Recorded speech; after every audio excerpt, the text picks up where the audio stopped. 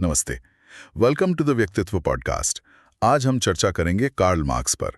एक ऐसा नाम जो भाई अक्सर सुनने में आता है, कभी विवादों में, कभी अकादमिक बहसों में। एक ऐसे विचारक जिनका असर 20वीं सदी पर शायद किसी और से ज्यादा रहा है। हाँ, बिल्कुल। और ये असर सिर्फ राजनीतिक या आर्थिक ही नहीं रहा, सामाजिक और बौद्धिक स्तर पर भी बहुत ही गहरा असर रहा है। मार्क्स के विचारों ने दुनिया को देखने का एक नया नजरिया दिया, ये बात तो है, भले ही उस नजरिए से हर कोई सहमत ना हो। बिल्कुल। तो आज की हमारी ये बातचीत, ये विश्लेषण जो है, वो कुछ उपलब्ध जानकारी, कुछ स्रोतों पर आधारित है। और मकसद यही है कि मार्क्स की शख्सियत, उनके आइडियाज और उनकी जो विरासत है, उसे सिर्फ ऊपर ऊपर से ना देखें, थोड़ा और गहराई से समझें। तो कहाँ से शुरू करें? शायद उनके जन्म और शुरुआती माहौल से, वो ठीक रहेगा? हाँ, वो सही रहेगा। कार्ल हाइनरिक मार्क्स का जन्म हुआ 5 मई 1818 को जर्मनी के ट्रायर शहर में, जो उस समय प्रशिया राज्य का हिस्सा था। दिलचस्प बात यह है कि वो शहर अपनी रोमन हिस्ट्री के लिए जाना जाता है। अच्छा। और उनका परिवार वो मिडिल क्लास था, यहूदी मूल का। हाँ, लेकिन मैंने पढ़ा है कि उनके पिता हेनरिक मार्क्स, जो एक सफल वकील थे, उन्होंने परिवार समेत ईसाई धर्म अपना लिया था। हाँ, ये सच है। शायद ये उस समय के सामाजिक दबावों और यहूदियों के प्रति जो कानूनी भेदभाव था, उससे बचने का एक तरीका था। और कहा जाता है कि पिता ने ही काल में वो ज्ञान और तर्क संगत सोच, रैशनल थिंकिंग के प्रति रुझान पैदा किया था। हाँ, बिल्कुल। और ये शुरुआती माहौल समझना बहुत जरूरी है। मार्क्स का बचपन भले ही ठीक ठाक गुजरा हो, लेकिन वो उस वक्त के समाज में जो पनप रही थी ना, औद्योगिक क्रांति, उसकी शुरुआती आहटें और उसके साथ जो भयानक असमानताएं आ रही थी, वो सब देख रहे थे। अच्छा। मतलब बचपन से ही। हाँ, अमीर और गरीब के बीच जो खाई बढ़ रही थी, वो उनके सामने ही आकार ले रही थी। तो ये चीजें कहीं ना कहीं उनके विचारों की जमीन तैयार कर रही थीं, ऐसा कह सकते हैं। फिर वो यूनिवर्सिटी गए, पहले बॉन, फिर बर्लिन। शुरू तो कानून की पढ़ाई से किया था, शायद पिता यही चाहते थे। हाँ, अक्सर ऐसा होता है। लेकिन उनका मन रमा दर्शन शास्त्र में, फिलॉसफी में। ये बदलाव तो काफी अहम साबित हुआ होगा फिर। ओ, बेहद अहम। बर्लिन उस समय हेगेलियन दर्शन का गढ़ था।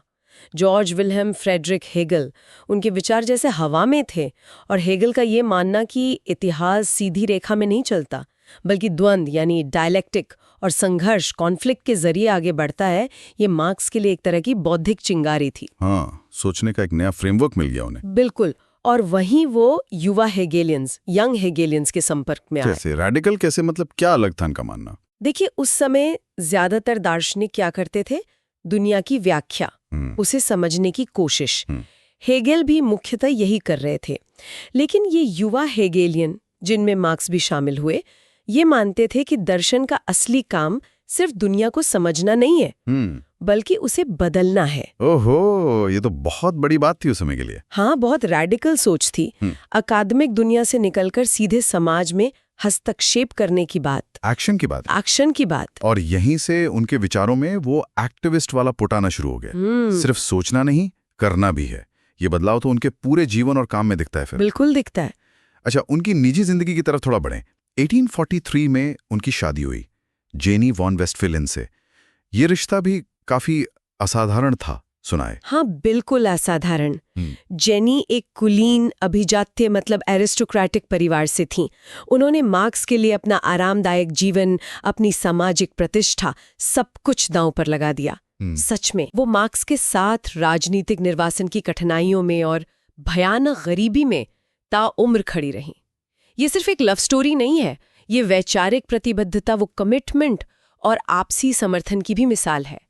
जेनी उनकी सिर्फ पत्नी नहीं थी, वो उनकी सबसे करीबी बौद्धिक साथी और आलोचक भी थी। ये व्यक्तिगत त्याग बहुत मायने रखता है, खासकर जब हम देखते हैं कि मार्क्स किन विचारों के लिए लड़ रहे थे और खुद किस तरह का जीवन जी रहे थे। उनके रेडिकल लेखन के कारण ही तो उन्हें प्रशिया छोड़ना पड़ा था, उनका अखबार बंद कर दिया गया था। हाँ, फिर वो 1843 में पेरिस चले गए। और पेरिस उस दौर में यूरोप के रेडिकल विचारों का, क्रांतिकारियों का, निर्वासित बुद्धिजीवियों का एक तरह का सेंटर था। माहौल एकदम गर्म था वहां। और पेरिस में ही उनकी वो ऐतिहासिक मुलाकात हुई जिसने दुनिया बदल दी, फ्रेडरिक एंगल्स से मुलाकात। Friedrich Engels. हाँ, ये दोस्ती और साझेदारी इतिहास की सबसे महत्वपूर्ण बौद्धिक साझेदारियों में से एक गिनी जाती है। एंगल्स ना सिर्फ उनके गहरे दोस्त बने बल्कि जीवन भर उनके सबसे बड़े आर्थिक समर्थक भी रहे, फाइनेंशियली सपोर्ट किया। ये अपने आप में एक दिलचस्प विरोधाभास है ना? मतलब एंगल्स एक अमीर जर्मन उद्योगपति के बेटे थे, हाँ। जिन्होंने मैनचेस्टर इंग्लैंड में अपने पिता की फैक्ट्री में काम करते हुए औद्योगिक मजदूरों की जो बदतर हालत थी उसे अपनी आंखों से देखा था। अच्छा। और वो खुद पूंजीवाद के कट्टू आलोचक बन गए। और फिर उन्होंने अपनी आर्थिक क्षमता का इस्तेमाल किया मार्क्स को समर्थन देने में, जो पूंजीवाद की कब्र खोदने में लगे थे। कमाल है। ये वाकई सोचने वाली बात है। अगर एंगल्स का समर्थन ना होता तो शायद मार्क्स दास कैपिटल जैसा काम पूरा ही न कर पाते जिस गरीबी में वो जी रहे थे। बहुत मुश्किल होता। एंगल्स ने न सिर्फ पैसे से मदद की बल्कि वैचारिक रूप से भी साथ दिया और बाद में मार्क्स के अधूरे कामों को पूरा भी किया। उनका योगदान अक्सर मार्क्स की छाया में रह जाता है, पर वो बेहद महत्वपूर्ण था। सही कहा। खैर, फिर आता है 1848 का साल।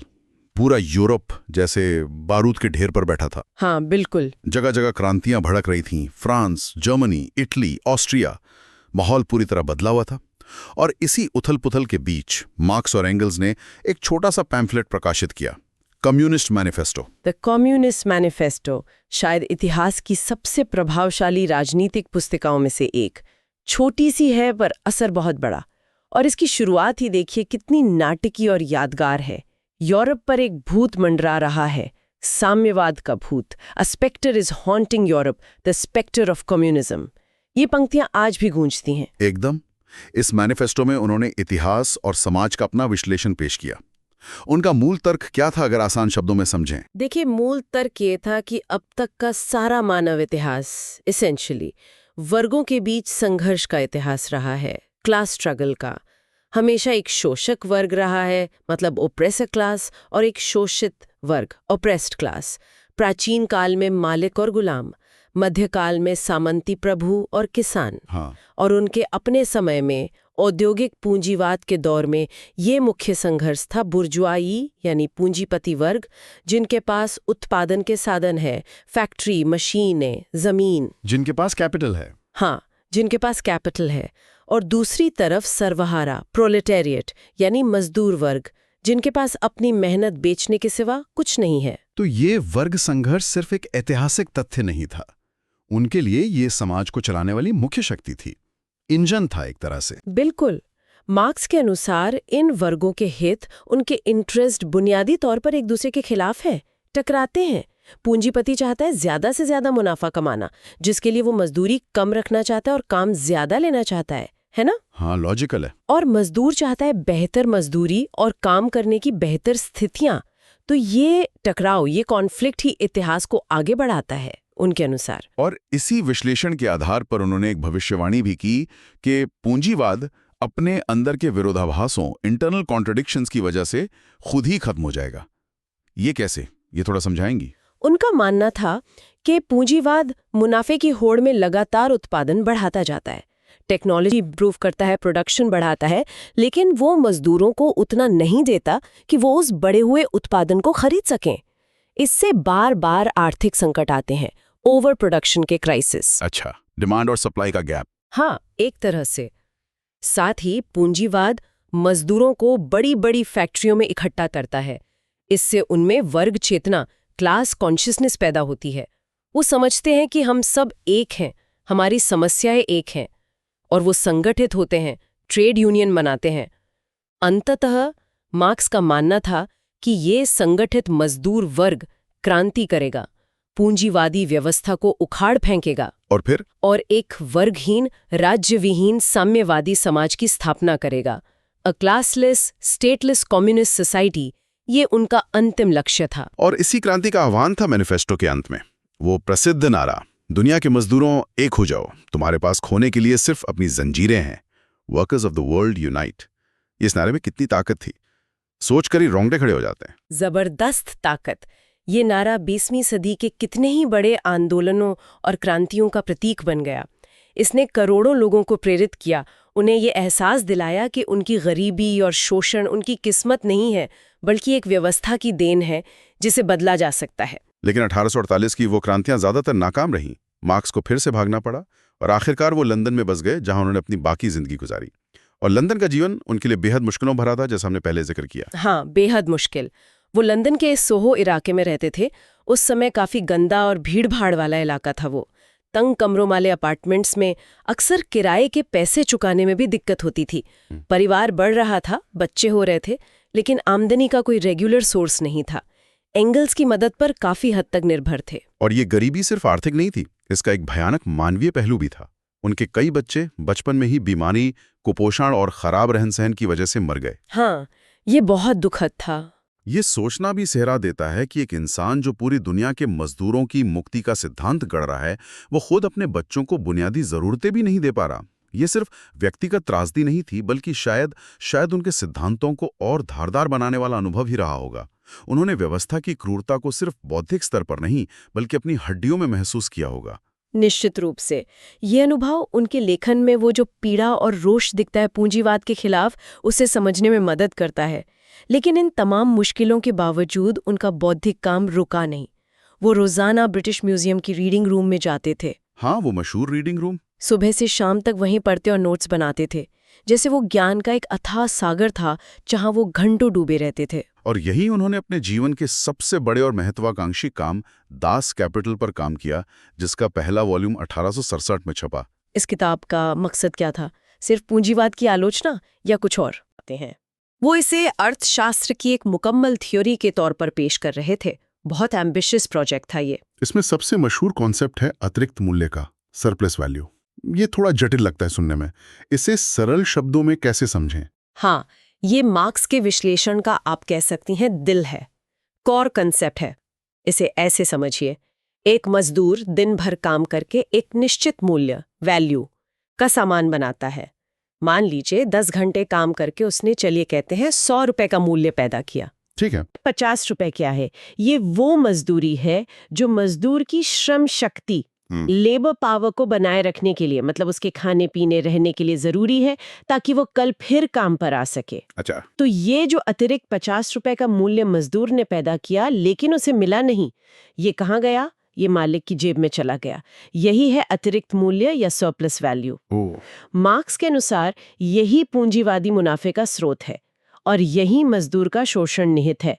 मतलब मजदूर की मेहनत का वो हिस्सा जो मालिक बिना कीमत चुकाए अपनी जेब में डाल लेता है, मार्क्स के अनुसार यही शोषण है और यही मुनाफे का मूल है। समझ गया। तो ये मुनाफा मजदूर की अनदेखी मेहनत से आता है। वाह।